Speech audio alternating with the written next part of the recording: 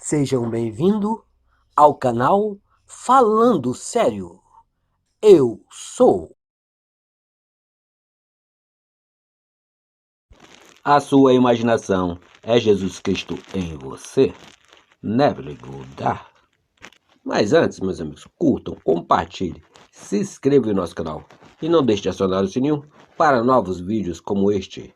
Muito obrigado. Qual a vossa opinião acerca de Cristo? De quem ele é filho? Mateus 22, versículo 42. Quando esta pergunta for feita a você, deixe a sua resposta ser: Cristo é a minha imaginação? E embora eu ainda não veja todas as coisas que obedecem a ele, Hebreus 2, versículo 8. Eu sei, mesmo assim, que eu sou Maria, de quem, mais cedo ou mais tarde, ele nascerá, e que, finalmente, tudo posso naquele que me fortalece. Filipenses 4, versículo 13. O nascer de Cristo é o despertar do homem interior, ou o segundo homem. É tornar-se consciente da atividade mental dentro de si. A atividade que permanece, estamos conscientes dela ou não. O nascimento de Cristo não vai trazer ninguém de longe, nem trará à existência algo que não existia antes. Ele é a revelação do Filho de Deus no homem. Eis que ele vem com as nuvens. Apocalipse 1, versículo 7. Esta é a descrição do profeta sobre os raios dourados de luz que emanam da cabeça de quem ele desperta. Ele vem de dentro e não de fora, como o Cristo em nós. Este grande mistério. Deus foi manifestado em carne. 1 Timóteo 3, versículo 16.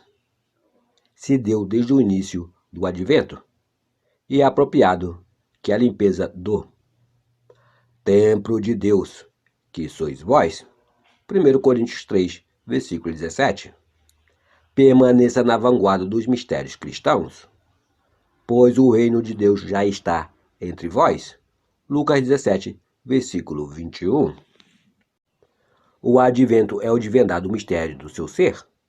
Se você for praticar a arte da revisão por uma vida vivida de acordo com a sabedoria, com o uso imaginativo do seu discurso interior e das suas ações interiores, na confiança que, através do uso consciente do poder que em nós opera, Cristo despertará em você. Se você acreditar, confiar e agir com essa convicção, Cristo despertará em você. Este é o advento. Sem dúvida, grande é esse mistério da fé. Deus foi manifestado em carne. 1 Timóteo 3, versículo 16.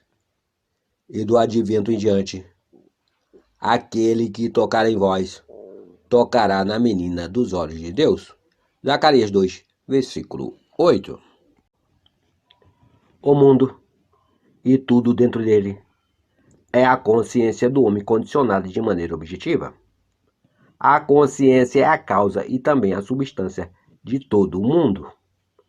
Então, é para a consciência que nós devemos nos voltar se quisermos descobrir o segredo da criação. O conhecimento da lei da consciência e do modo como ela funciona permitirá que você realize tudo o que você deseja na vida. Provido com o conhecimento prático desta lei, você pode construir e manter o mundo ideal. A consciência é a primeira e única realidade, não no sentido figurado, mas em verdade. Esta realidade pode, por exemplo, ser comparada a um fluxo dividido em duas partes, o consciente e o subconsciente.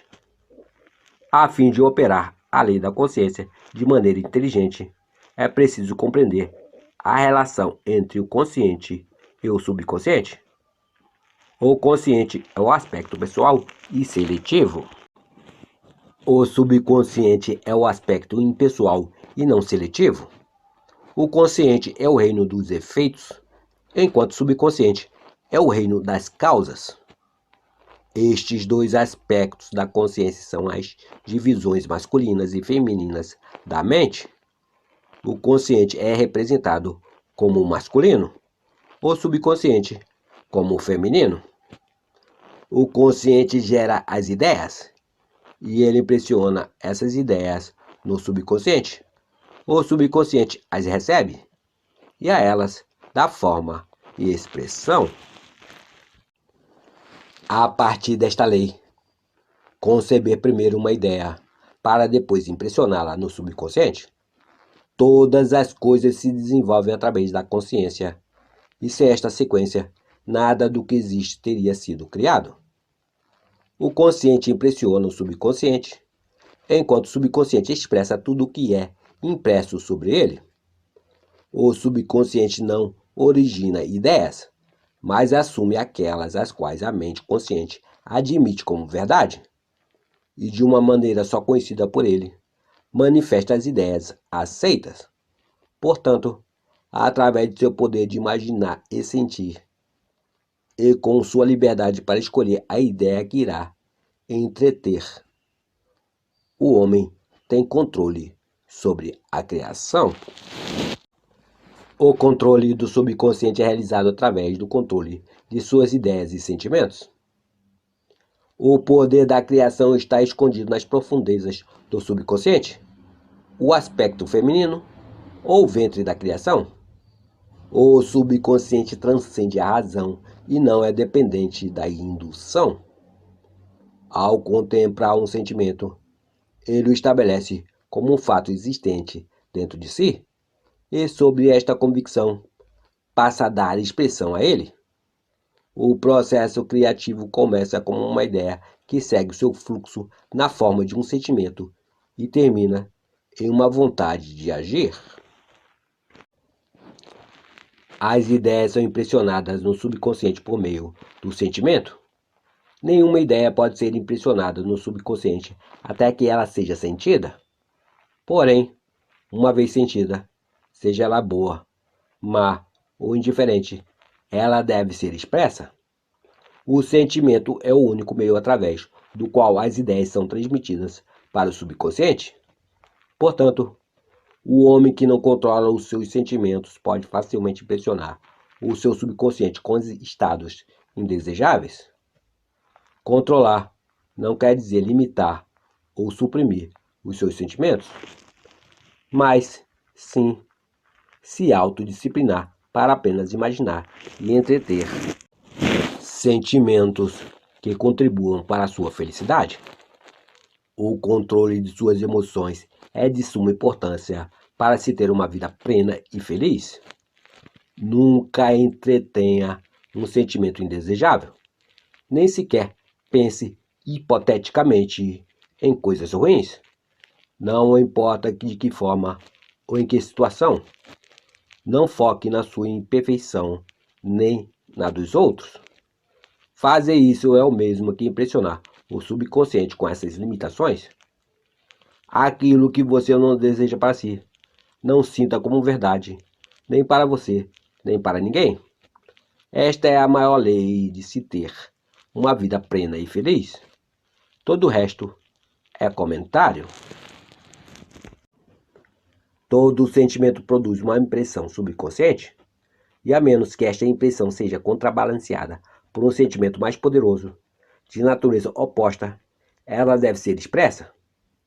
O dominante entre dois sentimentos será expresso. Eu sou saudável é um sentimento mais forte do que eu vou ser saudável. Sentir que eu serei é confessar que eu não sou. Eu sou é mais forte do que eu não sou. Aquilo que você sente que você é sempre domina aquilo o que você sente que você gostaria de ser.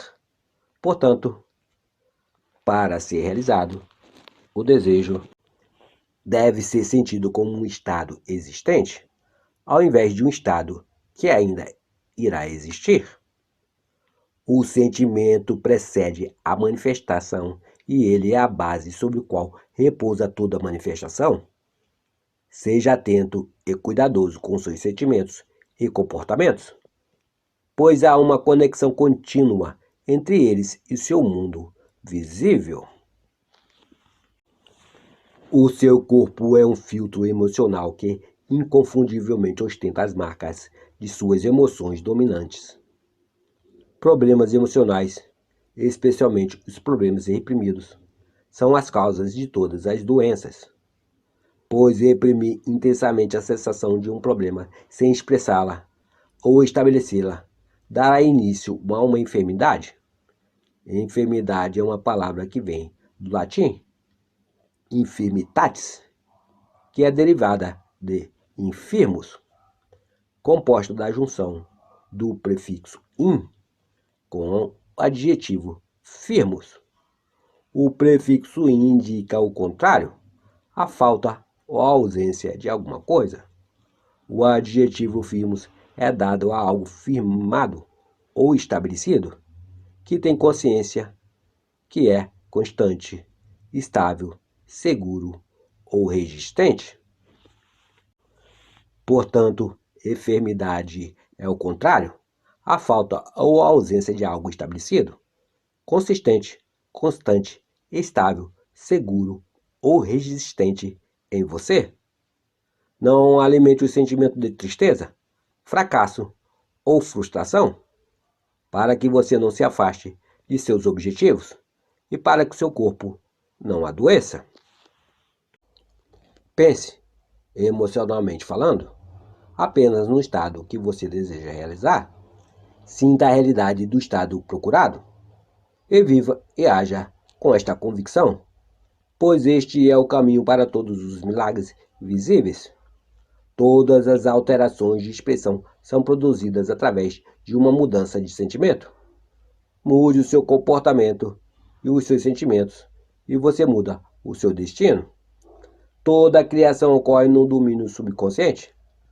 O que você precisa conseguir, então, é um controle reflexivo em relação ao seu subconsciente, isto é, controlar as suas ideias e sentimentos.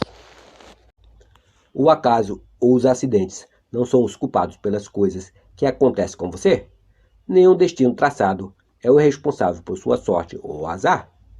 As suas impressões subconscientes determinam as condições de seu mundo. O subconsciente não é seletivo, ele é impessoal e não faz distinção de pessoas. Então Pedro, tomando a palavra, disse: na verdade, reconheço que Deus não faz acepção de pessoas. Atos 10, versículo 34. Pois para com Deus não há distinção de pessoas. Romanos 2, versículo 11. O subconsciente não se preocupa em saber se o seu sentimento é verdadeiro ou falso. Ele sempre aceita como verdade aquilo que você sente como realidade. O sentimento é o sinal favorável que atesta ao subconsciente a veracidade daquilo que é declarado como realidade. Por causa desta capacidade do subconsciente, não há nada que seja impossível para o homem. Tudo que a mente humana puder conceber e sentir como verdade, o subconsciente pode e deve manifestar objetivamente. Os seus sentimentos criam o padrão do qual o seu mundo é formado. E uma mudança de sentimento significa uma mudança de padrão. O subconsciente nunca deixa de expressar aquilo que é impresso sobre ele. No momento em que ele recebe uma impressão, ele começa a buscar as formas de sua expressão. Ele aceita o seu sentimento impresso sobre ele como se fosse uma realidade existente nele mesmo, e imediatamente se põe a produzir externamente, no mundo objetivo, a perfeita imagem e semelhança deste. O subconsciente nunca modifica as crenças aceitas pelo homem.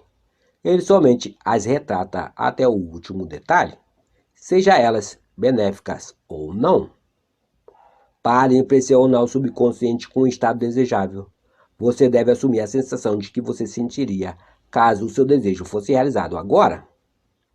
Ao definir o seu objetivo, você deve se preocupar apenas com o objetivo em si.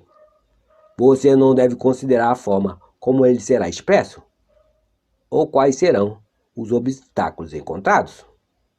Pensar emocionalmente em qualquer que seja o estado irá impressionar o seu subconsciente. Portanto, se você se relaciona com as dificuldades, as barreiras ou a demora, o subconsciente, por sua natureza nada seletiva, aceita os sentimentos de dificuldade e obstáculos condizentes à sua aceitação e passa a produzi-los em seu mundo exterior. O subconsciente é o ventre da criação. Ele recebe a ideia sobre ele através dos sentimentos do homem. Ele nunca altera a ideia recebida, mas sempre lhe dará forma. Daí, o subconsciente retrata a ideia segundo a imagem e semelhança do sentimento recebido. Sentir que não há chances possíveis para realizar o seu objetivo é impressionar o subconsciente com a ideia do fracasso. Embora o subconsciente sirva fielmente ao homem, não se deve entender que a relação entre ele e o homem objetivo se relaciona como a de um servo e seu mestre, como antigamente era interpretado. Os antigos profetas o colocavam como servo e escravo do homem. Paulo personificou o subconsciente como uma mulher e disse que as esposas estejam em tudo sujeitas a seus próprios maridos. Efésios 5, versículo 24. Porque Deus não é Deus de confusão, mas sim de paz. Assim como é todas as igrejas dos santos, as mulheres devem permanecer caladas nas igrejas, porque não lhes é permitido falar, mas devem ser submissas, como também ordena a lei. 1 Coríntios 14, versículos 33 e 34. Vós, mulheres, sede submissas aos vossos maridos, assim como ao Senhor. Efésios 5, versículo 22. Vós, mulheres, sede submissas a vossos maridos, como convém ao Senhor. Colossenses 3, versículo 18. Da mesma forma, esposas, cada uma de vós sede sujeita aos vossos esposos, com o propósito que, se algum deles ainda não obedecem à palavra, que eles então não sejam ganhos pela palavra, mas pelas conversas com suas esposas, considerando a vossa vida casta em temor. Que o vosso adorno não seja as coisas externas, como as tranças nos cabelos, o uso de joias de ouro, ou o luxo dos vestidos, mas seja o domínio do coração, do incorruptível traje de um espírito manso e tranquilo, o que é de grande valor na presença de Deus. Igualmente vós, maridos, vivei com elas com entendimento, dando honra à mulher, como o vaso mais frágil, e fazendo delas herdeiras convosco da graça da vida, para que as vossas orações não sejam impedidas. Finalmente, sede todos de um mesmo sentimento, compassivos, cheios de amor fraternal, misericordiosos, humildes, não retribuindo mal com o mal, ou injúria com injúria. Antes, pelo contrário, bendizei-os, porque para isso fostes chamados, para que por herança alcanceis a bênção. Pois quem quer amar a vida e ver os dias bons, refreie a sua língua do mal, e que seus lábios não falem por engano. Aparte-se do mal e faça o bem, busque a paz e siga. Porque os olhos do Senhor estão sobre os justos, e os seus ouvidos atentos à sua súplica, mas a face do Senhor é contra os que fazem o mal. 1 Pedro 3, versículo 1 ao 4 e 7 ao 12. O subconsciente serve ao homem fielmente da forma aos seus sentimentos. No entanto, o subconsciente possui uma distinta aversão a ordens e obedece melhor através do convencimento e persuasão do que através de exigências. Por isso ele assemelha-se mais à amada esposa do que apenas um servo. Porque o marido é a cabeça da esposa, assim como Cristo é a cabeça da igreja, que é o seu corpo, do qual ele é o Salvador. Sendo assim, o marido deve amar sua esposa como ama ao seu próprio corpo. Quem ama sua esposa, ama a si mesmo. Efésios 5, versículos 23 e 28. O marido é a cabeça da mulher. Não se refere como verdade entre o homem e a mulher na sua relação terrena, mas é verdade entre o consciente e o subconsciente, ou aspectos masculinos e femininos da consciência, respectivamente. Este é o mistério ao qual Paulo se referiu, quando por fim escreveu: este é um grande mistério. Efésios 5, versículo 32. Quem ama sua esposa, ama a si mesmo. Efésios 5, versículo 28. Por este motivo, o homem deixará pai e mãe e se unirá à sua esposa, e os dois se tornarão uma só carne. Efésios 5, versículo 31. Isto simplesmente é o mistério da consciência. A consciência é uma realidade e é indivisível, mas devido à forma de sua criação, ela aparenta ser dividida em dois aspectos. O consciente é o aspecto objetivo ou masculino. Ele verdadeiramente é a cabeça que domina o subconsciente, a esposa, que é o aspecto subjetivo ou feminino. No entanto, essa liderança não é como a do tirano, mas sim como a do amante. Então, ao assumir o sentimento de que você teria ao estar em posse de seu objetivo, o subconsciente age para construir a imagem exata de sua convicção. Os seus desejos não são aceitos inconscientemente até que você assuma o sentimento de suas realidades. Somente através do sentimento é que uma ideia pode ser subconscientemente aceita. E somente através dessa aceitação subconsciente é que ela sempre será expressa. É mais fácil relacionar os seus sentimentos aos eventos do mundo do que admitir que as condições do mundo refletem os seus sentimentos. No entanto, é uma eterna verdade que o exterior espelha o interior. Como dentro, assim é fora. Como acima, assim abaixo. Como abaixo, assim é acima. Como dentro, assim é fora. Como fora, assim é dentro. Um homem não pode receber coisa alguma, a não ser que lhe tenha sido dada do céu. João 3, versículo 27. E o reino dos céus está dentro de você. Lucas 17, versículo 21. Nada vem de fora. Todas as coisas vêm de dentro, do subconsciente. É impossível ver ou perceber algo que não esteja em sua consciência. O seu mundo é sua consciência objetivada em cada detalhe. Estados objetivos apenas são testemunhos de impressões subconscientes. Uma mudança no padrão de impressão resulta em uma mudança no padrão de expressão. O subconsciente aceita como verdade aquilo que você sente como verdade. E pelo fato da criação ser o resultado das impressões subconscientes, você, através de seus sentimentos, determina a criação. Você já é aquilo que você pensa ser. E sua recusa em acreditar nisto é a única razão para você não perceber. Procurar do lado de fora por aquilo o que você não sente ser é o mesmo que procurar em vão, pois nós nunca encontramos aquilo o que queremos. Encontramos apenas o que somos. Resumindo, você só expressa e possui aquilo o que você é consciente de ser ou possuir.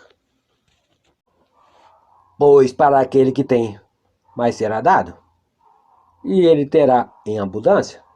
Mas para aquele que não tem, até o que não tem lhe será tirado. Mateus 13, versículo 12. Nota: esta mesma afirmação é tão enfática que ela é proclamada repetidas vezes no Novo Testamento, nos Evangelhos de Mateus, capítulo 13, versículo 12, capítulo 25, versículo 29, em Marcos, capítulo 4, versículo 25, e em Lucas, capítulo 8, versículo 18, e no capítulo 19, versículo 26. Negar as evidências dos sentidos e apropriar-se do sentimento desejo realizado é o caminho para a realização do seu desejo. O domínio é o autocontrole sobre seus pensamentos e sentimentos serão a sua maior conquista. No entanto, até que se atinja o perfeito autocontrole, para que, apesar das aparências, você consiga ser capaz de sentir tudo o que você deseja sentir. Utilize a oração e o sono para ajudá-lo a perceber e sentir o seu estado desejado, pois estes dois são portas de acesso ao subconsciente. Revisão. O primeiro homem foi formado do pó da terra. O segundo homem é dos céus. 1 Coríntios 15, versículo 47. Ele nunca irá dizer lagartas. Ele vai dizer há um monte de borboletas, como há um de ser em nossos repolhos ploer. Ele não dirá é inverno. Ele vai dizer o verão está dormindo. E não há botão pequeno demais, nem descolorido bastante para Quester. Não que o impeça de dizer. É o início da floração. Em Mary Weber, querido Benny. O primeiro ato de cura ou correção sempre será a revisão. Cada pessoa deve começar consigo mesma. É a sua própria atitude que precisa ser mudada. Aquilo que nós somos, somente nós podemos ver. Emerson. É um exercício extremamente saudável e produtivo. Diariamente reviver o dia da maneira como queria tê-lo vivido, revisando as cenas para fazê-las ficarem de acordo com seus ideais. Por exemplo, suponha que hoje o carteiro tenha trazido uma correspondência ruim. Revise a carta mentalmente, reescreva e deixe-a de acordo com aquilo que você deseja receber. Em seguida, na imaginação, leia a carta revisada várias vezes. Esta é a essência da revisão, e revisão resulta em revogação. O único requisito é despertar sua atenção de uma maneira tão intensa que você se torne totalmente absorvido nesta ação revisada. Você vai experimentar uma expansão e um aprimoramento dos sentidos com este exercício imaginativo e, eventualmente, alcançará a visão. Mas lembre-se sempre de que o objeto final deste exercício é criar em você o Espírito de Jesus, que é o contínuo perdão dos pecados. A revisão é algo da maior importância quando o objetivo é mudar a si mesmo, quando existe um desejo sincero de ser algo diferente, quando o desejo é despertar o ideal de espírito ativo do perdão. Sem imaginação, o homem permanece um ser de pecado. Ou o homem se eleva à imaginação, ou permanece aprisionado em seus sentidos. Se elevar na imaginação é perdoar. O perdão é a vida da imaginação. A arte de viver é a arte de perdoar. O perdão é, na verdade, experimentar na imaginação a versão revisada do dia, experimentando na imaginação aquilo que você deseja que seja experimentado na carne. Toda vez que alguém realmente perdoa, isto é, toda vez que alguém vive e revive um evento da maneira como ele deveria ter sido vivido, este alguém nasce de novo.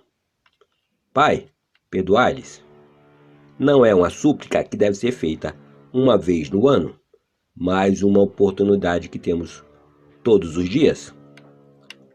A ideia do perdão é uma possibilidade diária e, se for aplicada sinceramente, ela irá elevar o homem aos mais altos níveis do ser, ele experimentará a Páscoa todos os dias, sendo a Páscoa a ideia de uma transformação mais elevada, que deve ser um processo quase que contínuo. Liberdade e perdão estão indissoluvelmente interligados. Não perdoar é o mesmo que estar em guerra consigo mesmo, pois nós nos libertamos de acordo com a nossa capacidade de perdoar. Perdoai e sereis perdoados. Lucas 6, versículo 37. Perdoar não é um senso de dever ou serviço. Perdoe porque você deseja perdoar. Os seus caminhos são caminhos agradáveis, e todas as suas veredas são de paz. Provérbios 3, versículo 17. Você deve sentir prazer ao revisar as coisas. Você só conseguirá perdoar os outros efetivamente quando você tiver um desejo sincero de identificá-los com os seus ideais. Não é uma questão de dever. O perdão é uma questão de remover deliberadamente a atenção do dia não revisado e entregar alegremente toda a sua energia ao dia revisado. Se o homem começar a rever até mesmo os pequenos vexames e problemas do dia, então ele começará a operar praticamente sobre si mesmo.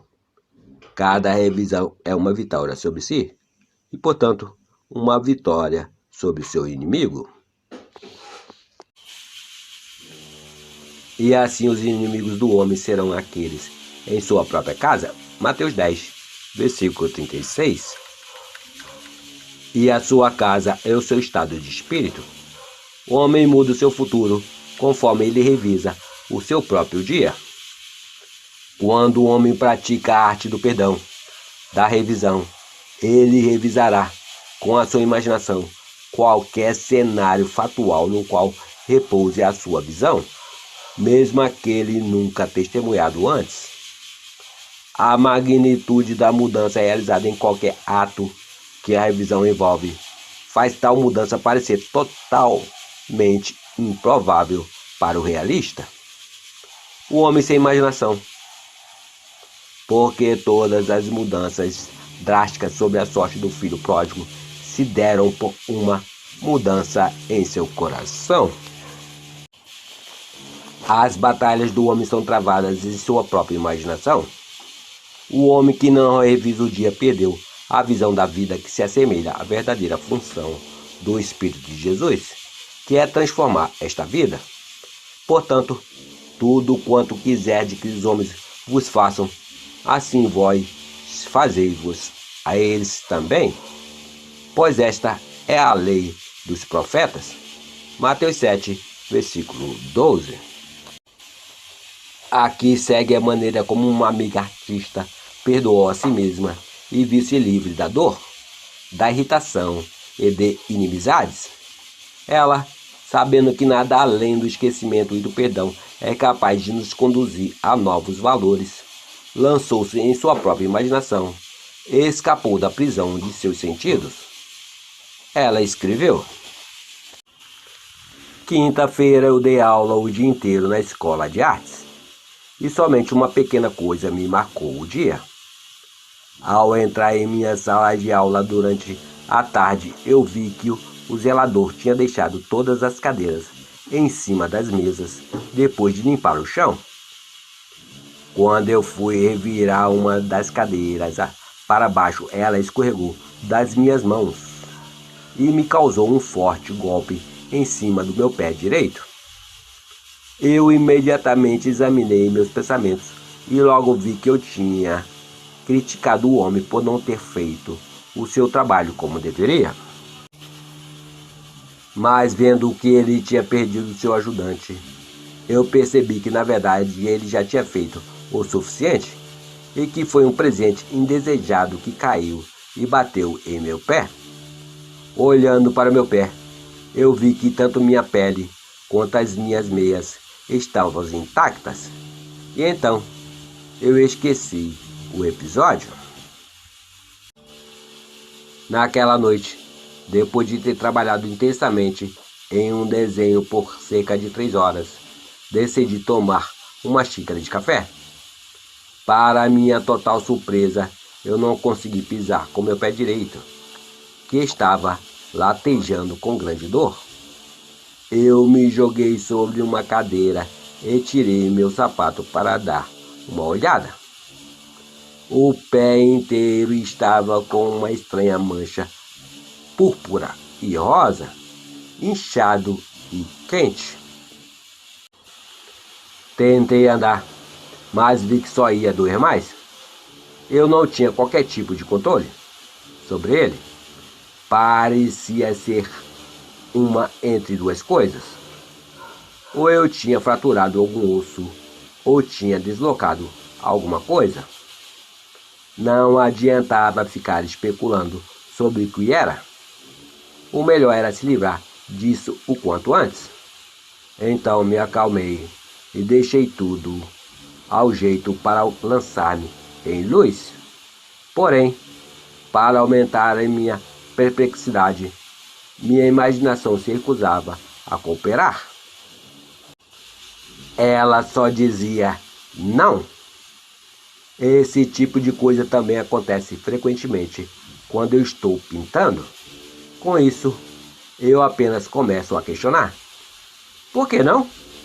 E ela continuava dizendo não. Finalmente, eu desisti e disse: você sabe que eu estou sofrendo? Eu estou tentando não ter medo, mas você é o chefe. O que você quer fazer? A resposta foi ir para a cama e rever os acontecimentos do dia. Então eu disse: ah, certo. Vamos, deixe-me dizer uma coisa. Se meu pé não estiver perfeito amanhã de manhã, você só terá a si mesma para culpar. Depois de preparar a roupa de cama, de forma que ela não cobrisse o meu pé, comecei a rever o dia. Foi demorado a princípio, pois estava com dificuldade de concentrar a minha atenção em outra coisa que não fosse o meu pé. Eu passei o dia todo, então vi nada adicional ao acidente da cadeira. Mas quando cheguei ao início da noite, vi-me cara a cara com um sujeito que pelo ano passado inteiro fez questão de não falar comigo. A primeira vez que isso aconteceu, eu pensei que ele era surdo. Eu o conhecia desde os tempos de escola, mas nunca tinha feito nada mais do que dizer um olá e comentar sobre o tempo. Amigos em comum me garantiram que não tinha feito nada, que ele tinha dito que ele nunca gostou de mim e que, por fim, decidi que não valia a pena me cumprimentar. Eu disse: oi. Ele não respondeu. Eu percebi que eu pensei: pobre coitado, que jeito horrível de ser. Eu decidi fazer algo sobre esta situação ridícula. Então, na minha imaginação, parei ali e refiz a cena. Eu disse: oi. Ele respondeu: oi, e sorriu. Agora pensei: bom e velho Ed. Eu revi esta cena um tanto de vezes. Segui para o próximo evento e terminei o dia. E agora, no que eu me concentro? No meu pé ou no concerto? Eu tinha carinhosamente embalado um presente maravilhoso para encorajar o sucesso de uma amiga que estava para realizar a sua estreia no dia seguinte. E eu estava ansiosa para entregar-lhe esta noite. Minha imaginação soou um pouco mais solene quando ela disse: foquemos no concerto. Vai ser mais divertido. Mas primeiro, não seria melhor fazer com que o meu maravilhoso pé imaginário substituísse o meu pé físico antes de começarmos? Eu implorei: por favor. Trato feito. Tive uma experiência maravilhosa no concerto e minha amiga foi tremendamente aplaudida. A este ponto eu estava com muito sono e adormeci em meio ao meu projeto. Na manhã seguinte, ao calçar meu chinelo, de repente me veio a imagem de uma rápida lembrança. Eu retirando o sapato e um pé pálido e inchado. Eu peguei meu pé e olhei para ele. Ele estava perfeitamente normal em todos os aspectos. Havia um pequeno ponto rosa no dorso do pé, onde me lembrei que tinha levado a pancada com a cadeira. Mas que sonho foi esse, então vívido? Eu pensava enquanto me vestia. Enquanto aguardava o meu café ficar pronto, fui até a minha mesa de desenho e vi que todos os meus pincéis estavam espalhados e sujos de tinta. O que deu em você para deixar os seus pincéis assim? Eu pensei. Não se lembra? Foi por causa do seu pé? Então, isso tudo não foi um sonho afinal, mas sim uma bela de uma cura. Ela conseguiu pela arte da revisão aquilo que ela nunca conseguiria pela força.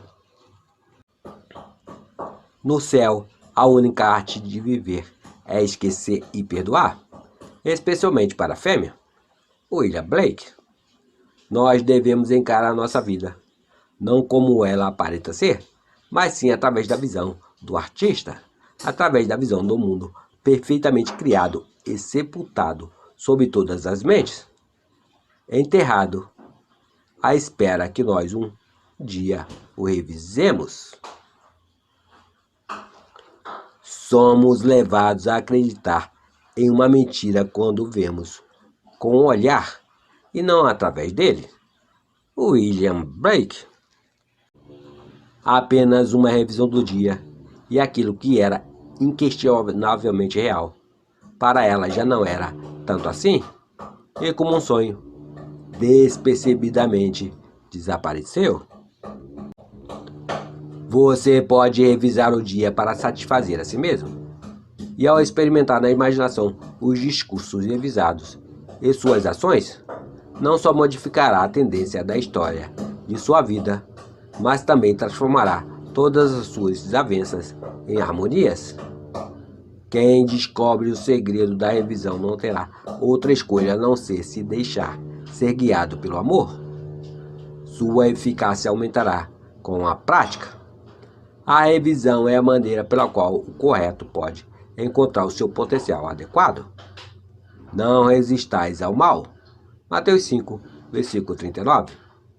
Pois todos os conflitos passionais resultam na correspondência de suas características. Aquele, pois, que sabe como fazer o bem e não o faz, comete pecado. Tiago 4, versículo 17. Para saber a verdade, você precisa viver a verdade. E para viver a verdade, suas ações interiores devem coincidir com as ações do seu desejo realizado. Expectativa e desejo devem tornar-se um só. Seu mundo exterior é apenas uma atualização dos seus movimentos internos. Pela ignorância da lei da revisão, aqueles que partem para a guerra são perpetuamente derrotados. Apenas os conceitos que idealizamos retratam a verdade. O ideal do homem é o seu verdadeiro eu. E porque eu firmemente acredito que qualquer coisa que seja profundamente imaginada se torna, na realidade, algo totalmente prático, é que eu lhe peço para viver de forma imaginária e que pense sobre isso. E peço que você, pessoalmente, se aproprie da eterna expressão Cristo em vós, a esperança da glória. Não culpe, apenas resolva. Não é o homem na terra em sua forma mais bela, mas você, praticando a arte da revisão, que faz o paraíso.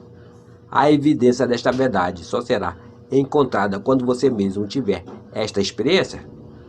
Teste e rever o dia. Use a revisão com uma tesoura de poda e você colherá frutos supremos. Na ação, Cidinho de Assis.